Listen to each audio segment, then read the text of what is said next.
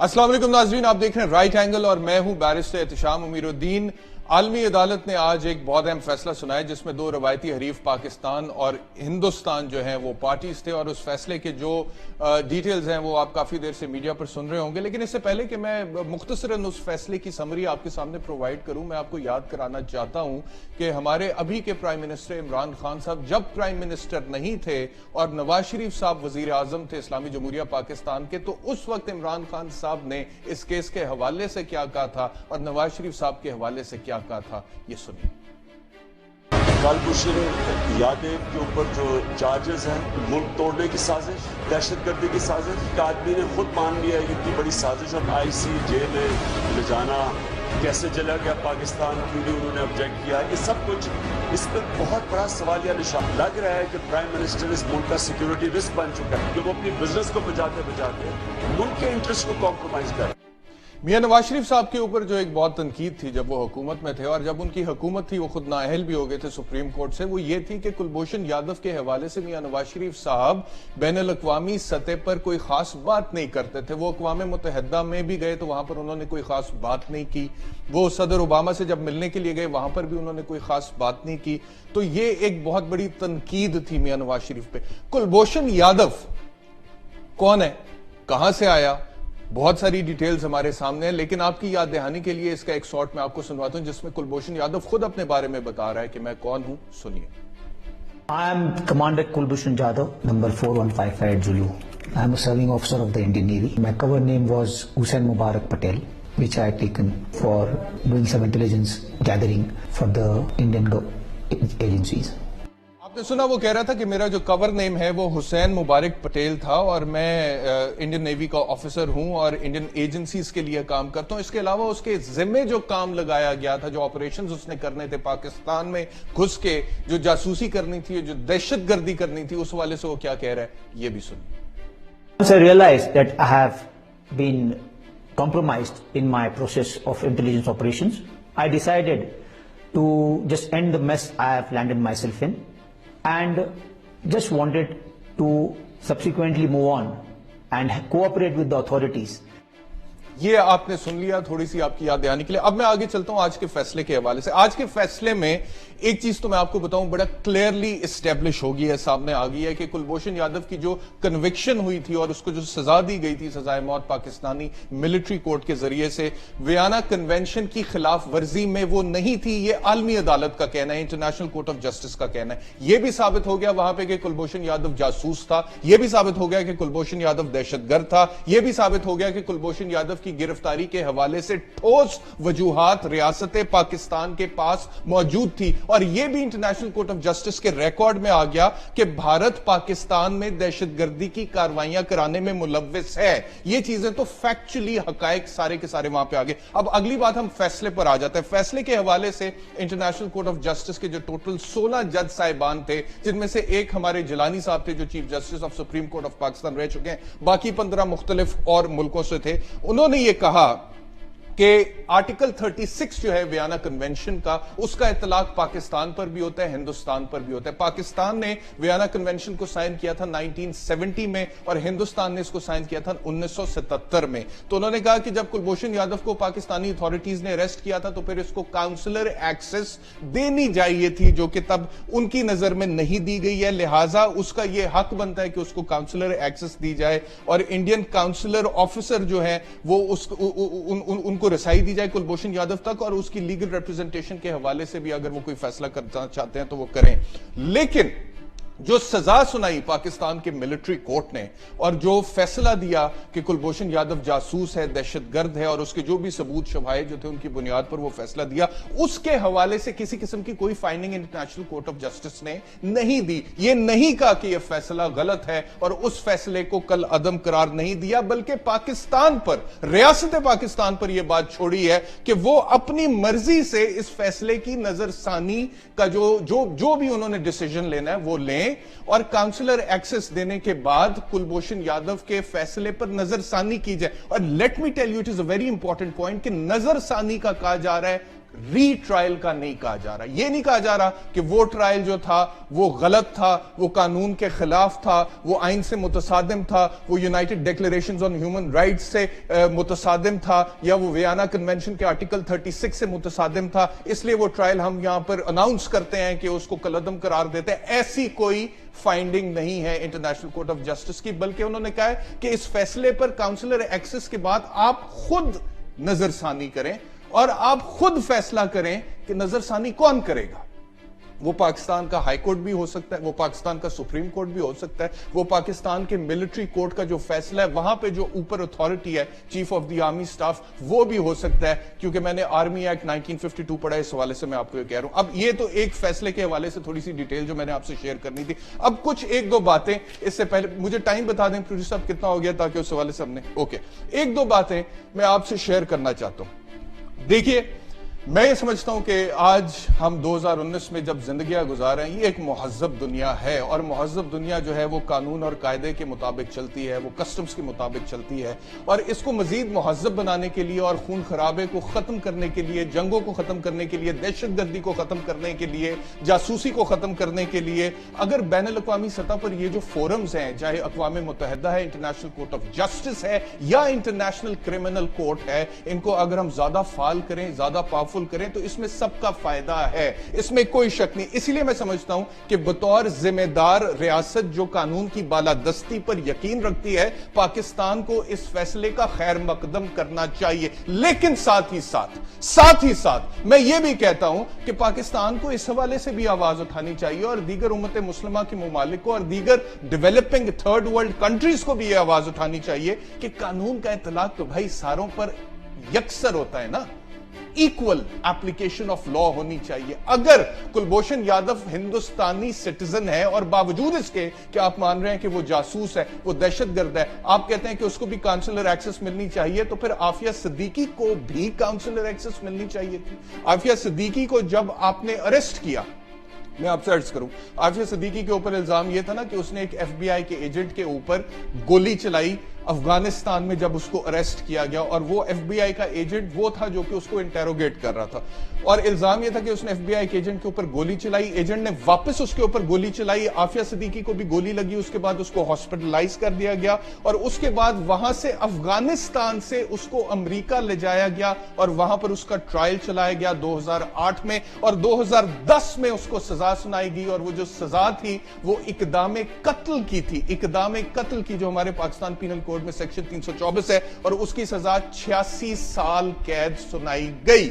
میرا یہ سوال ہے بین الاقوامی کمیونٹی سے کہ کیا عافیہ صدیقی کو کاؤنسلر ایکسس دی گئی تھی؟ کیا article 36 of the Vienna convention کا اطلاق تب ہوا تھا؟ کیا انٹرنیشنل کورٹ آف جسٹس تب فعال ہوا تھا؟ نہیں ہوا تھا. اس میں غلطی ان اداروں کی تو ہے, لیکن میں سمجھتا ہوں کہ بطور ریاست پاکستان, حکومت پاکستان, ہماری حکومتوں کی بھی ہے, انہیں بھی یہ کرنا چاہیے تھا, لیکن انہوں نے انفارچونیٹلی نہیں کیا. اور یہ جو سزا عافیہ صدیقی کی میں آپ کو بتاؤں, باوجود اس کے کہ عافیہ صدیقی کا جو ٹرائل امریکہ میں چلا, اس میں یہ بات ڈیفنس کاؤنسل نے, وکیل صفائی نے سامنے رکھی کہ 9 جو گواہ تھے اس جگہ پہ جہاں پہ کہا جاتا ہے عافیہ صدیقی نے ایف بی آئی کے ایجنٹ کے اوپر گولی چلائی تھی, ان کی جو گواہیاں ہیں وہ ایک دوسرے سے متصادم ہیں. کہ کتنے بندے کمرے میں تھے, کتنے بندوں کی کیا پوزیشن تھی, کوئی کہتا ہے 9 بندے تھے, کوئی کہتا ہے اتنے بندے تھے, کوئی کہتا ہے کہ ایک بندہ ادھر کھڑا تھا, دوسرا کہتا ہے وہ ادھر نہیں, وہ تو ادھر کھڑا تھا, تیسرا کہتا ہے وہ تو پیچھے کھڑا تھا. تو لہٰذا جب یہ کانٹرڈکٹنگ اکاؤنٹس آتے ہیں, اس کا مطلب یہ ہوتا ہے کہ جھوٹ بولا جا رہا ہے. اس کا مطلب یہ ہے کہ بینیفٹ آف ڈاؤٹ, اور بینیفٹ آف ڈاؤٹ کا جو فائدہ ہے وہ ہمیشہ ایکیوزڈ کو دیا جاتا ہے. اور ایک اور بہت بڑی بات عافیہ صدیقی کے کیس کے حوالے سے یہ تھی کہ جو بندوق کہا گیا تھا کہ اس سے اس نے گولی چلائی ہے, اس کے اوپر اس کے فنگر پرنٹس نہیں ملے تھے. اس کے باوجود عافیہ صدیقی کو سزا سنائی گئی, اور اس کی جو ریلیز ڈیٹ ہے اس وقت ٹیکسس جیل میں ہے امریکہ میں, وہ 2083 ہے, یعنی کہ آج سے 64 برس بعد. خیر یہ ایک واقعہ ہے, لیکن کاؤنسلر ایکسس. دوسرا, میں ایک اور چیز, کاؤنسلر ایکسس ملنی چاہیے کلبھوشن یادو کو, لیکن گوانتانامو بے میں جتنے پرزنرز ہیں سارے ان کو مل رہی ہے. گوانتانامو بے میں ایک indefinite detention period without trial and torture to the prisoners. ایک ایسا ڈیٹینشن سیل ہے جہاں پہ ٹرائل بھی نہیں ہوتا اور پھر ٹارچر بھی وہاں پر ہوتا ہے, اور ان کو وہاں پر رکھا جاتا ہے. کیا وہاں پر جتنے بھی لوگ ہیں ان کو ویانا کنونشن کے آرٹیکل 36 کے مطابق کاؤنسلر ایکسس ملتا ہے؟ نہیں ملتا. جارج بش نے 2002 میں یہ گوانتانامو بے ڈیٹینشن سینٹر بنایا تھا. براک اوباما کی جب حکومت آئی انہوں نے کہا کہ ہم اس کو بند کر دیں گے. پوری دنیا میں بڑا خیر مقدم ہوا. اوباما صاحب نے پیس پرائز تو لے لیا, نوبیل پیس پرائز, لیکن اس کے بعد کیونکہ اتنی زیادہ اپوزیشن آئی وہ اس کو بند نہیں کر سکے. لیکن ہاں یہ ضرور انہوں نے کیا کہ جو ٹوٹل نمبر آف پرزنرز تھے, قیدی تھے وہاں پہ, وہ 245 تھے, اس کو 41 پر لے آئے. 2018 میں the wonderful president of the United States of America Donald Trump نے ایک ایگزیکٹو آرڈر پاس کیا اور اس نے کہا کہ غیر معینہ مدت کے لیے گوانتانامو میں بے ڈیٹینشن سینٹر رہے گا. اور ایک آخری چیز, 2004 میں ایک وہاں کا قیدی تھا, اس کا نام رسول تھا. اس نے امریکہ کے ایک کورٹ میں کیس کیا, رسول ورسس بش 2004 کا یہ کیس ہے. اور جب اس نے کہا کہ جی مجھے یہاں پہ رکھا گیا, میرا ٹرائل بھی نہیں ہو رہا, یہ غیر قانونی حراست ہے, تو وہاں پہ جو یونائٹڈ اسٹیٹس کا امریکہ کی عدالت تھی, انہوں نے کہا کہ کوئی بھی ایلین جو کہ کیوبا میں ہے, کیونکہ گوانتانامو بے کیوبا میں انہوں نے یونائٹڈ اسٹیٹس کی جغرافیکل جورسڈکشن سے باہر ہے, کیوبا میں ہے, وہ امریکی کورٹ میں اپیل نہیں کر سکتا.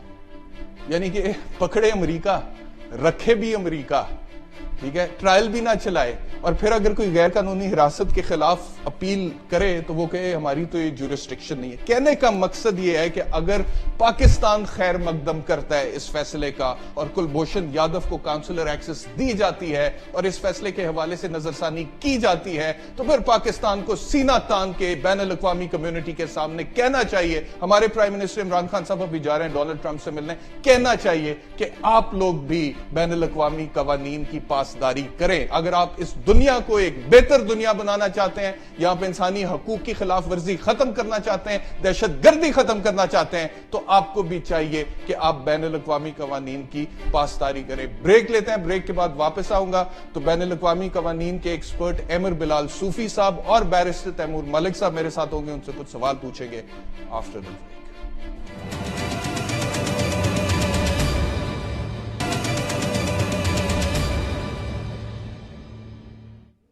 Welcome back to Right Angle. Kulbhushan Yadav کے کیس کے حوالے سے جو فیصلہ ہے اس پر میرے ساتھ بات کرنے کے لیے اس وقت بین الاقوامی قوانین کے ماہر بیرسٹر تیمور ملک صاحب ہیں. بیرسٹر صاحب بہت شکریہ ہمیں جوائن کرنے کے لیے. آپ اپنا تجزیہ دیجئے کہ آپ سمجھتے ہیں آج کا جو فیصلہ ہے وہ پاکستان کی جیت ہے, ہندوستان کی ہار ہے, اور آپ کیا سمجھتے ہیں کہ پاکستان کو اب اس فیصلے کی روشنی میں کیا اقدامات اٹھانے چاہیے؟ بیرسٹر احتجاج صاحب, پہلی بات thank you very much for inviting me. آپ کو اور پاکستانی قوم کو آج کی جیت مبارک ہو. یہ ہر لحاظ سے پاکستان کی جیت ہے اور اس کی کئی وجوہات ہیں. سب سے بڑی وجہ یہ ہے کہ انڈیا نے کئی چیزیں ایسی مانگی تھی جو کہ ہم سمجھتے نہیں تھے کہ انٹرنیشنل کورٹ دے سکتا ہے انہیں, لیکن انہوں نے اور ان کے میڈیا نے, ان کی قانونی ٹیم نے بارہا یہی بات کی کہ جی ہمیں ایکویٹل ریلیز اور ریٹرن چاہیے کمانڈر یادو کا. جی ہماری بات یہ رہی ہمیشہ کہ جی یہ انٹرنیشنل کورٹ آف جسٹس صرف کاؤنسلر ایکسس کی حد تک اس معاملے کو دیکھ سکتا ہے. سو ہمارے موقف کی تائید ہوئی ہے اور ان کا موقف کو رد کیا گیا ہے. سو کاؤنسلر ایکسس بالکل دیا ہے انٹرنیشنل کورٹ آف جسٹس نے, لیکن جو انڈیا کی باقی ریکویسٹ تھی وہ سب ڈینائی کی گئی. اور وہ باقی یہ بھی چاہا جی فرمائیے کہ جی ملٹری کورٹس کو پاکستان کو کریٹیسائز کریں اور یہ کہیں کہ جی Pakistan human rights international law کی وائلیشنز کرتا ہے. تو ان چیزوں سے بھی انٹرنیشنل کورٹ نے پرہیز کیا اور جوڈیشل ریسٹرینٹ شو کیا ہے بجائے کہ جوڈیشل ایکٹیویزم کا راستہ اپنانے کے. تو بالکل پاکستان کی جیت ہے, یہ میرا یہ خیال. بہت امپورٹنٹ پوائنٹ آپ نے ریز کیا کہ فیصلہ اور سزا جو تھی کلبھوشن یادو کی پاکستان ملٹری کورٹ کی, اس کو کالعدم قرار نہیں دیا انٹرنیشنل کورٹ آف جسٹس نے, اور پلس جو انہوں نے کہا تھا کہ بری کیا جائے وہ بات بھی نہیں مانی ہے. اور اس کے ساتھ ساتھ ان کی جو ایک ڈیمانڈ تھی وہ یہ تھی کہ اگر آپ انہیں بری نہیں کرتے اور ریپیٹریٹ نہیں کرتے انڈیا کو, تو پھر کم از کم سول کورٹ میں ان کا ٹرائل چلایا جائے. لیکن ایسی کوئی بات انہوں نے نہیں کی. اور میں تھوڑی دیر پہلے اسی بات کا ذکر کر رہا تھا کہ انہوں نے ری ٹرائل کا بھی نہیں کہا بلکہ ریویو کا کہا. اینڈ ایز اے لائر میں چاہتا ہوں کہ آپ ہمارے ناظرین کو بتائیے کہ ری ٹرائل میں اور ریویو جو نظر ثانی ہوتی ہے اس میں کیا فرق ہے؟ دیکھیں میں بلکہ تھوڑا سا اس کو اور ڈسٹنگوش کروں گا کہ حساب سے نہیں, انہوں نے انٹرنیشنل لا کے حساب سے بات کی ہے اور انہوں نے جو الفاظ استعمال کیے ہیں وہ افیکٹو ریویو اینڈ ریکنسیڈریشن کی ہیں according to Pakistan domestic laws and as per Pakistan means and design. تو انہوں نے سارا کچھ ہمارے پہ چھوڑ دیا ہے کہ جی آپ جیسے مرضی کریں. ان کی ریکویسٹ صرف یہ ہے کہ آپ افیکٹو ریویو اور ریکنسیڈریشن کا طریقہ کار اپنائیں. یہ کہیں نہیں کہا نہ ہمارے پہ کوئی ریسٹرکشن لگائی ہیں کہ آپ ملٹری کورٹ کے تھرو نہیں کر سکتے یا آپ کو سویلین کورٹ کے تھرو کرنا چاہیے یا کوئی اور راستہ اپنانا چاہیے. یہ انہوں نے سب کچھ ہمارے پہ اور ہماری حکومت پہ چھوڑ دیا ہے. This is also total of confidence in our judicial system. اور بلکہ میں بھی ملٹری کورٹس کو بھی کرٹیسائز کیا تو یہ بھی پازیٹو چیز ہے کہ ان کو شاید لگتا ہے کہ ہمارا وہ بھی طریقہ کار ٹھیک ہے. تو ہمارے جو طریقہ کار ہے وہ کھلے ہیں راستے کہ کیا ہم ان کا ملٹری کورٹس ہی دوبارہ سے کچھ کریں گے اور اس کا کیا طریقہ کار ہوگا. بیکاز انہوں نے ری ٹرائل کا لفظ نہیں استعمال کیا نا, اس سے انہوں نے کہا effective review and ریکنسیڈریشن of the matter. اور ان کی ریکویسٹ یہ ہے کہ جی کاؤنسلر ایکسس دے کے آپ کریں. اور وہ بھی ہم نے فیصلہ کرنا ہے کہ ہم کس طرح سے اس کو ریویو کریں گے. آیا کہ ہائی کورٹ کرے گی, سپریم کورٹ کرے گی, یا ملٹری کورٹ میں جو ہائر فورم ہے وہ اس کو ریویو کرے گا. بالکل. اس ججمنٹ میں انہوں نے یہ چیز ڈسکس کی ہے کہ یہ کلیئر نہیں ہے کہ کیا ملٹری کورٹس کے ڈیسیژنز کے خلاف آپ پاکستانی ہائی کورٹ یا سپریم کورٹ میں جا سکتے ہیں کہ نہیں. پاکستان نے یہ موقع دیا. رائٹ. بیرسٹر صاحب ایک اور بڑا اہم سوال, تھوڑی دیر پہلے میں ذکر کر رہا تھا کہ اگر ہم ایک مہذب دنیا میں رہنا چاہتے ہیں اور دہشت گردی اور اس طرح کی چیزوں کو کنٹرول کرنا چاہتے ہیں تو پھر اس میں کوئی شک نہیں ہے کہ بین الاقوامی سطح پر یہ جو ادارے ہیں, چاہے اقوام متحدہ ہے, انٹرنیشنل کورٹ آف جسٹس ہے, انٹرنیشنل کرمنل کورٹ ہے, یا کوئی اور ادارے, ان کو زیادہ فعال ہونا چاہیے اور زیادہ پاورفل ہونا چاہیے. But at the same time قانون کا اطلاق یکسر ہونا چاہیے. اگر کلبھوشن یادو کا تعلق ہندوستان سے ہے, اس کو کاؤنسلر ایکسس وہ کہتے ہیں دے دے, چاہے وہ جاسوس ہے, چاہے وہ دہشت گرد ہے. لیکن دوسری طرف عافیہ صدیقی کی ہم بات کریں تو اس کو کاؤنسلر ایکسس نہیں دی گئی اور اس حوالے سے کوئی انٹرنیشنل کورٹ آف جسٹس میں پروسیڈنگز بھی نہیں چلی. اس میں غلطی ہماری بھی ہے. تو آپ کے خیال میں پاکستان کو اب یہ is it the right time and the high time کہ پاکستان کو بین الاقوامی قوانین کی جو یہ ہے امپورٹنس, اس کو ریئلائز کرنا چاہیے؟ بالکل کرنا چاہیے جی. اور احتسام میرے خیال میں پاکستان سے زیادہ کوئی ایسا ملک نہیں ہے جو انٹرنیشنل لا کے لائن آف ایکشن کے اندر ہو. اور پاکستان کے لیے سارے معاملے جو ہیں وہ بین الاقوامی قوانین کے ساتھ جا کے جڑ جاتے ہیں, چاہے وہ کشمیر ہو چاہے وہ یہ باقی معاملات ہوں. اور بالکل پاکستان کو پرویکٹیو اپروچ لینی چاہیے ان کیسز کے اندر, ان سچویشنز کے اندر. For the sake of litigation نہیں کرنا چاہیے. دیکھ کے جہاں پہ ہمارا کچھ کیس بنتا ہے اور باقی اپنے صحیح اس چیز پہ ہوں تو بالکل جانا چاہیے. اور پھر صحیح طرح ڈیفینڈ بھی کرنا چاہیے اگر کل کو کوئی اور کر دیتا ہے. دیکھیں چاہے انہوں نے یہ کیا لیکن at the end of the day ہمارے حساب سے ہماری آج جیت ہوئی ہے. لیکن یہ اب زمانہ اصل میں وار فیئر کا رہا نہیں ہے, یہ لا فیئر کا زمانہ ہے. صحیح. سو ہمیں یہ بالکل لا فیئر تو پھر انٹرنیشنل فورمز پہ ہی ہوگا, تو وہ ہمیں ضرور کرنا چاہیے. ٹھیک ہے. اچھا ایک اور چیز بیرسٹر صاحب کہ یہ جو آرٹیکل 36 ہے, میں جہاں تک دیکھ رہا تھا یہ جتنے بھی اس سے پہلے اس طرح کے کیسز ہوئے ہیں وہ یا اگر کسی ملک کا کوئی شہری ہو یا پھر ڈپلومیٹ ہو, اس سے کوئی اوفینس سرزد ہو جائے تو اس کے حوالے سے کاؤنسلر ایکسس کی بات ہوتی ہے. لیکن میں نے جتنا مطالعہ کیا میری نظر سے کوئی ایسا کیس اس سے پہلے انٹرنیشنل کورٹ آف جسٹس کا نہیں گزرا جہاں پر ایک جاسوس کو, ایک اسپائی کو, ایک دہشت گرد کو کاؤنسلر ایکسس کی بات دی گئی ہو. اور آج جو فیصلہ ہے اس میں آرگومنٹ یہ دیا جا رہا تھا کہ اگر آرٹیکل 36 میں یہ نہیں لکھا ہوا کہ جاسوس کو کاؤنسلر ایکسس دیا جائے گا تو یہ بھی نہیں لکھا ہوا کہ کاؤنسلر ایکسس نہیں دیا جائے گا. تو آپ سمجھتے ہیں کہ اس حوالے سے this is a unique judgment by the International Court of Justice? میں صرف صاحب یہ کہوں گا کہ انہوں نے انٹرنیشنل کورٹ آف جسٹس میں جوڈیشل ریسٹرینٹ اپنایا ہے اور انہوں نے یہ کہا ہے کہ جی ہم اس معاملے میں نہیں جا رہے کہ وہ جاسوس ہے کہ نہیں ہے, کہ اس نے ٹیررسٹ ایکٹیویٹیز پاکستان میں کی یا نہیں کی. ہم صرف یہ دیکھ رہے ہیں کہ Vienna convention on counsellor relations وہ ایکسیپشن نہیں کریٹ کرتا for people who fall in different category. تو یہ بات ہے, وہ معاملہ بالکل کہیں نہیں کیا. انہوں نے اس کے اوپر کوئی ڈبیٹ مزید نہیں کی کہ اسپائی پہ لگنا چاہیے کہ نہیں. انہوں نے کہا کہ ہر کسی پہ لگتا ہے اس جنرل سچویشن میں, لہٰذا اس معاملے میں بھی لگنا چاہیے. بیرسٹر صاحب بہت شکریہ ہمیں جوائن کرنے کے لیے, تھینک یو ویری مچ. مجھے جوائن کیا اس وقت انوار الحق کاکڑ صاحب نے, سینیٹر ہیں. کاکڑ صاحب, بلوچستان بڑا اہم صوبہ ہے پاکستان کا اور بلوچستان سے کلبھوشن یادو اریسٹ ہوا تھا. بلوچستان میں لا اینڈ آرڈر کا مسئلہ بہت پرانا ہے اور اس کے اندر کوئی شک نہیں ہے کہ آج تو ثابت ہو گیا انٹرنیشنل کورٹ آف جسٹس کے فورم پہ کہ یہ کلبھوشن یادو ہندوستان جو ہے وہ اس کے اندر شامل ہے اس انریسٹ میں. تو آپ سمجھتے ہیں کہ پاکستان کی جیت ہوئی ہے اس حوالے سے کہ ہم نے ایک انٹرنیشنل لیول میں ریکارڈ کا حصہ بنا دیا ہے کہ ہندوستان پاکستان میں انفلٹریشن کرتا ہے؟ آپ نے بالکل رائٹلی آئیڈینٹیفائی کیا. دیکھیں جی, اس میں جو سنجیدہ پہلو ہے وہ یہی ہے کہ آج اسٹیبلش جو پوائنٹ ہوا ہے وہ یہ ہے کہ ہندوستان کی ریاست as an instrument of policy terrorism کو ریجن میں یوز کر رہا ہے. یا تو کوئی نان اسٹیٹ ایکٹرز انوالو ہوئے ہوتے, اس پہ بھی کوئی نہ کوئی ایکسپلینیشن بن پاتی. لیکن جب آپ کے ریاست کے بہشت پہ ایک سرونگ آفیسر جا کر ناٹ نارمل اسپنیج, جس میں مختلف ممالک ایک دوسرے کے خلاف کرتے ہیں, لیکن ڈائریکٹ ٹیررزم کو مینج کرنے میں, ٹارگیٹ آئیڈینٹیفائی کرنے میں, فائنانس کرنے میں ایکچوئل فزیکل رول پلے کر رہا ہو اور پھر ریڈ ہینڈڈ پکڑا جائے, یہ ہیوج امبیرسمنٹ کا دن ہے ہندوستان کے لیے.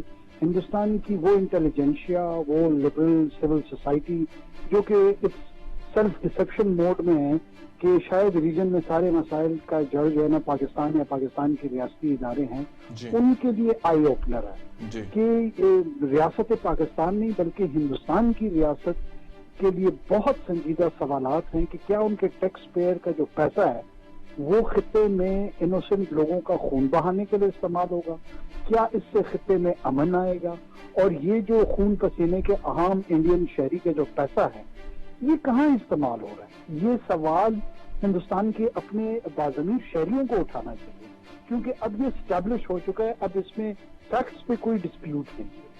وہ ایران والی کہانی, وہ بزنس والی کہانی, وہ سارے کے سارے جھوٹ ختم ہو چکے ہیں. اور جتنا ایکسپوز ہندوستان میرے خیال میں انٹرنیشنل کمیونٹی میں گیا ہے, ایک ریکوائرمنٹ ہمارے پارٹ پہ ہے کہ ہمیں کنسسٹنٹلی پروفاؤنڈلی یہ نیریٹو جو ہے نا اس کو بلڈ مزید کرنا چاہیے, ریپیٹ کرنا چاہیے. Repetition is very important. اور میں سمجھتا ہوں سینیٹر صاحب کہ صرف یہ اس حوالے سے نہیں, پاکستان جو ہے مسئلہ کشمیر کے حوالے سے پاکستان کو آواز اٹھانی چاہیے. واٹر ڈسپیوٹ جو ہے, پانی کا مسئلہ ہندوستان کے ساتھ, ہمارا پانی وہ روک لیتا ہے 3 دریاؤں کا, انڈس کا, چناب کا, جیلم کا, وہاں پہ ڈیم بنائی جا رہے ہیں اور کوئی انہیں پوچھنے والا نہیں ہے. تو اس حوالے سے بھی ہمیں انٹرنیشنل لا کی جو ریلیونٹ پروویژنز ہیں ان کو انووک کرنا چاہیے. ایک چیز کی میں سمجھتا ہوں کہ انڈیا کو آپ کو داد دینی پڑے گی کہ ایک بندہ ان کا پاکستان نے پکڑا ہے, وہ بھی وہ بندہ جو پاکستان میں آ کے جاسوسی کر رہا تھا, دہشت گردی کر رہا تھا, اور وہ کدھر پہنچے ہیں. لیکن کاکڑ صاحب یہ سوال میرا آپ سے ہے بطور member of the government right now کہ کشمیر میں کتنے معصوم کشمیری جو ہیں ان کا روزانہ کی بنیاد پہ قتل عام ہوتا ہے. برہان وانی شہید کی مثال ہمارے سامنے ہے, پیلٹ گن سے ان کو نشانہ بنایا جاتا ہے. لیکن کتنی دفعہ ہوا ہے کہ ریاست پاکستان نے ان باتوں کو انٹرنیشنل کمیونٹی کے سامنے اٹھایا اور ان فورمز پر کیسز فائل کیے ہوں, جیسے یادو کا کیس ہندوستان نے کیا. میں کوئی لٹی لپٹی لگائے بغیر آپ کے ساتھ اگری کرتے ہوئے سمجھتا ہوں اس کو فردر لے جاتے ہوئے کہ ہمیں اپنی emotional, intellectual, political, diplomatic investment Kashmir cause میں فردر کرنی چاہیے. کشمیر اگر کوئی یہ سمجھتا ہے کہ اٹس اے لاسٹ کاز تو وہ اپنے آپ کو دھوکہ دے رہے ہیں. یہ قوموں کی زندگیوں کے وہ واقعات ہیں جو کہ ہزار سال تک اسٹرگل کرتے ہیں. کشمیر کی جو آئیڈینٹی ہے, کشمیر کی جو فریڈم کی اسٹرگل ہے, وہ سینکڑوں سال پرانی ہو چکی ہے اور شاید اس میں اور بھی لمبے عرصے تک چلنا ہے. اگر یہ ملٹری مائٹ کے ذریعے کوئی سمجھتا ہے کہ یہ ایونچوئل ریالٹی, پولیٹیکل ریالٹی اس ریجن کی ہو گئی ہے تو وہ خود کو دھوکہ دے رہا ہے. یہ برہمن جس انداز میں سوچ رہے ہیں اس کو کنسسٹنٹلی ریزسٹ کرنا چاہیے. اور ریزسٹنس کے بہت سارے نیوانسز ہیں, بہت سارے پہلو ہیں, اور آئی اگری ود یو کہ ہمیں مختلف چھوٹے سے چھوٹا قدم اور بڑے سے بڑا قدم ان سب کو ویلیو کرنا چاہیے اور بہت فور فرنٹ پہ آ کے اس پہ کھیلنا چاہیے. بہت شکریہ سینیٹر انوار اللہ کاکڑ صاحب. جاتے بریک پر جانے سے پہلے آخری بات میں یہ کہوں گا کہ یہ واقعی میں لمحہ فکریہ ہے. میں اپیل کرتا ہوں اس وقت اس پروگرام کے توسط سے پرائم منسٹر آف پاکستان سے, chief of the army staff سے میں اپیل کرتا ہوں, اور دیگر جتنے بھی جو مقتدر حلقوں میں لوگ بیٹھے ہوئے سب سے میں اپیل کرتا ہوں کہ سر یہ انٹرنیشنل لا جو ہے ہمیں اس کا فائدہ اٹھانا چاہیے. ایک کلبھوشن یادو کو لے کے جو کہ جاسوس ہے, دہشت گرد ہے, Hindustan international Court of Justice میں پہنچ گیا ہے, کتنی دیر وہاں پہ مقدمہ لڑا ہے, اپنے وکیل کھڑے کیے ہیں, اور اس کے بعد ایک فیصلہ آتا ہے. ہمارے کشمیر میں لوگوں کا روزانہ کی بنیاد پر قتل عام ہوتا ہے, اور ابھی تک ہم انٹرنیشنل کرمنل کورٹ میں کیوں نہیں گئے؟ انٹرنیشنل کرمنل کورٹ کی جورسڈکشن ہمیں زیوم کرنی چاہیے, اور اگر ہم خود سے, وہ ہندوستان نے, اور یہ بھی میں آپ کو بتا دوں کیونکہ ہندوستان جو ہے وہ بڑا چالاک ہے, اسے پتا ہے کہ اس نے ناجائز قبضہ کیا ہوا ہے کشمیر کے اوپر اور وہاں پہ انسانی حقوق کی خلاف ورزی کر رہا ہے, لہٰذا انٹرنیشنل کرمنل کورٹ کا وہ ممبر نہیں ہے, تو اب اس کی جورسڈکشن انووک ایسے نہیں ہو سکتی, لیکن اقوام متحدہ کے تھرو ہم کروا سکتے ہیں. لیکن وہ کروانے کے لیے ہمیں جو کردار ادا کرنا چاہیے پچھلے 70 سالوں سے ہم وہ نہیں کر پا رہے ہیں, اور ایک سرد خانے میں یہ کیس جو ہے پڑا ہوا ہے کشمیر کا. تو اگر یادو کا کیس جو ہے وہ اپنے پائے تکمیل کو پہنچ سکتا ہے, تو جو لاکھوں معصوم کشمیری ہیں ان کا کیس بھی پائے تکمیل کو پہنچنا چاہیے. ایک بریک لیتے ہیں, بریک کے بعد واپس آئیں گے. میں نے بات کرنی ہے ایک اور سٹوری کے حوالے سے آفٹر دی بریک.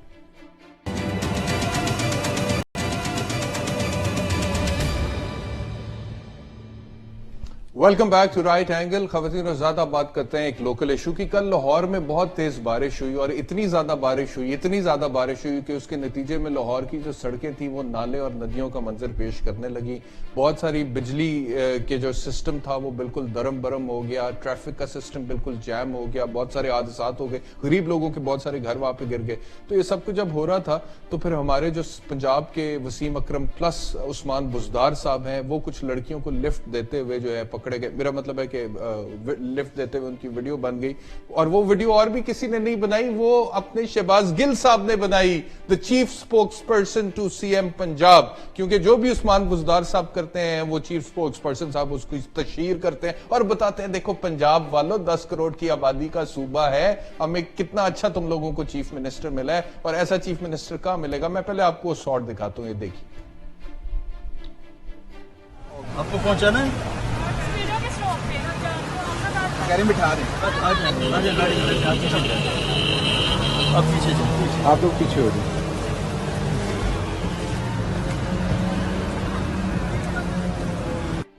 وہ پوچھ رہے تھے آپ کو پہنچانا ہے, وہ گاڑی کا شیشہ کھول کے, تو لڑکیوں نے کہا جی کہ ہاں جی ہم نے جانا ہے, تو پھر انہوں نے کہا آ جائیں پیچھے بیٹھ جائے, تو وہ پھر پیچھے بیٹھ گئی. اور یہ جو نئی لفٹ سروس متعارف کرائی ہے چیف منسٹر پنجاب عثمان بزدار صاحب نے, ان لڑکیوں کی خوش قسمتی کہ وزیر اعلیٰ پنجاب ڈرائیو کر رہا ہے اور وہ پیچھے بیٹھی ہوئی ہیں, اور اس کے بعد بارش کے پانی میں سے نکال کے انہوں نے وہاں پہ ان کو پہنچا دیا. Am I supposed to be impressed? کیا مجھے متاثر ہونا چاہیے؟ اگر ہونا چاہیے اس بنیاد پہ تو پھر تو شاید مجھے شہباز شریف صاحب سے متاثر ہو جانا چاہیے تھا, کیونکہ جب تب لاہور میں بارش ہوتی تھی یا سیلاب آتا تھا تو شہباز شریف تو وہ لمبے لمبے بوٹ پہن کر جو ہے بیچ میں کود جاتے تھے پانی کے. اور یہ تصویریں آپ دیکھیں, یہ آپ دیکھ رہے ہیں, یہ شہباز شریف صاحب نے لمبے بوٹ پہنے ہوئے اور وہ پانی کے اندر ہے. لیکن اس ٹائم پہ بہت سارے لوگ میاں شہباز شریف کے اوپر یہ تنقید کرتے تھے کہ یہ آپٹکس ہیں, یہ ڈرامے بازی ہیں. ایک جگہ پہ میاں شہباز شریف صاحب موٹر سائیکل پر بیٹھ کے بھی جا رہے ہیں. پروڈیوسر صاحب وہ دکھائیے گا, یہ دیکھیے کہ یہ دورہ کر رہے تھے پہلے سیلاب زدگان علاقوں کا. یہ جو پیچھے بندہ بیٹھا ہوا ہے کیپ والا, یہ میاں شہباز شریف ہے. تو عثمان بزدار صاحب تو گاڑی میں بیٹھ کر خواتین کو لفٹ دے رہے ہیں پانی میں سے نکالنے کے لیے. یہ سیلاب جہاں پر آیا تھا وہاں پر میاں شہباز شریف صاحب گئے اور پھر موٹر سائیکل پر بیٹھ کر جو ہے وہ وہاں پر لوگوں سے مل رہے ہیں اور ان کا حال چال پوچھ رہے ہیں. تو میرا سوال یہ ہے کہ بطور ایک پاکستانی اگر پنجاب میں تبدیلی آ گئی اور یہ تبدیلی سرکار ہے, تو کیا میں نے انہی گراؤنڈز پہ اس کو جج کر کے نمبر دینے ہیں جن گراؤنڈز پہ میاں شہباز شریف صاحب کھیلتے تھے؟ کیونکہ ان گراؤنڈز کے اوپر تو ہم کنونس نہیں ہوئے. اگر آپ نے وہی کچھ کرنا ہے جو یہ کر رہے تھے تو وہ تو یہ آپ سے بہتر کر رہے تھے, تو پھر تو ہمیں انہیں نمبر دینے چاہیے. آپ کو یہ نہیں کرنا, آپ کو کچھ اور کرنا ہے. آپ یہ شو آف سے باہر نکل آئیں, آپ آپٹک سے باہر نکل آئیں. یہ چند خواتین کو پیچھے گاڑی میں بٹھا کے آپ نے لفٹ دے دی اور آپ کہہ رہے کیا بات ہے جی, کیا زبردست عوامی قسم کا وزیر اعلیٰ. مجھے یہ بتائیں وزیر اعلیٰ صاحب, کل جن بچوں کی جن غریب لوگوں کی چھتیں گری ہیں اور وہاں پہ غریب بچے مرے ہیں, کیا آپ ان کے گھروں میں گئے ہیں؟ یہاں پر تو آپ نے خواتین کو لفٹ دے دی ہے, آپ ان کے گھروں میں گئے ہیں؟ فوٹیجز چلی ہیں, یہ دیکھیں یہ مجمع یہاں پر ہے اور یہ گھر کی چھت گری ہے اور معصوم بچے اس میں جو ہے دب گئے اور مر گئے, اور وہ باپ رو رو کر کہہ رہا تھا کہ ساری رات جو ہے میں اپنے بچوں کو بیچ میں سے ملبے میں سے نکالتا رہا ہوں. اور 5 بچے. وہ میں صدر اوباما کا انٹرویو سن رہا تھا حال ہی میں, تو وہ اپنی بیٹیوں کے بارے میں بات کر رہے تھے. تو صدر اوباما نے کہا کہ آپ کے جو بچے ہوتے ہیں وہ ایسی ہوتا ہے کہ آپ کی جسم کے باہر آپ کا دل دھڑک رہا ہے, your heart beating out side your body. تو جس کے 5 بچے مر گئے اس کی تو دنیا اجڑ گئی سر. اس کے لیے آپ اگر جائیں اور 2 لفظ سمپتی کے بول دیں اور اگر اس کو آئی ڈونٹ نو کہ کوئی بھی کمپنسیشن اس کو کمپنسیٹ کر سکتی ہے, نہیں کر سکتی.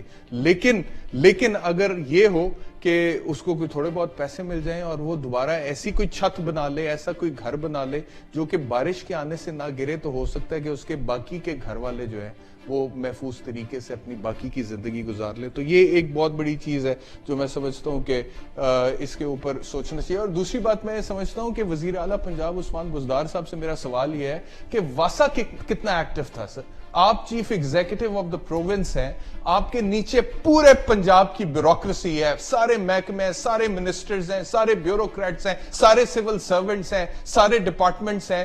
آپ واسا سے آپ نے پوچھا کہ واسا نے کتنی جگہوں سے پانی جو ہے وہ نکالا ہے, کتنی سڑکیں جو پوش علاقے تھے لاہور کے وہاں پہ بالکل سڑکیں جو ہیں وہ چھپ گئی تھیں اور وہ ایسے جیسے ندی نالا بنا ہوا تھا. تو جو وہ دوسرے علاقے ہیں جہاں پہ غریب لوگ رہتے ہیں, جہاں پہ نکاسی کا صحیح سسٹم نہیں ہے, جہاں پہ نالیاں نہیں ہے, ان کا کیا حال ہوا ہوگا اور دیہاتی علاقوں کا کیا حال ہوتا ہوگا. ابھی تو آپ نے لاہور میں بیٹھ کے یہاں پہ چند خواتین کو لفٹ دے دی ہیں, جنوبی پنجاب میں اگر اس طرح کی بارش ہو جائے تو وہاں پر کیا ہوگا. Sir it is high time کہ آپ اب پلاننگ کریں, اس پلاننگ کو پھر عملی جامہ پہنائیں. اور لاہور کو میاں شہباز شریف صاحب تو کہتے تھے نا کہ ہم نے پیرس بنا دیا ہے, لیکن اس میں کوئی شک نہیں ہے کہ کسی حد تک لاہور میں بہت زیادہ ڈیولپمنٹ بھی ہوئی ہے. آپ تو دعویٰ ہی نہیں کر رہے سر, انہوں نے دعویٰ کر کے کچھ نہ کچھ کیا لیکن پیرس نہیں چلو بنا. میں کہتا ہوں یہ بات درست ہے اور اس حوالے سے میاں شہباز شریف کے اوپر تنقید بھی بہت زیادہ ہے کہ ڈیولپمنٹ کے اوپر بہت خرچہ کر دیا.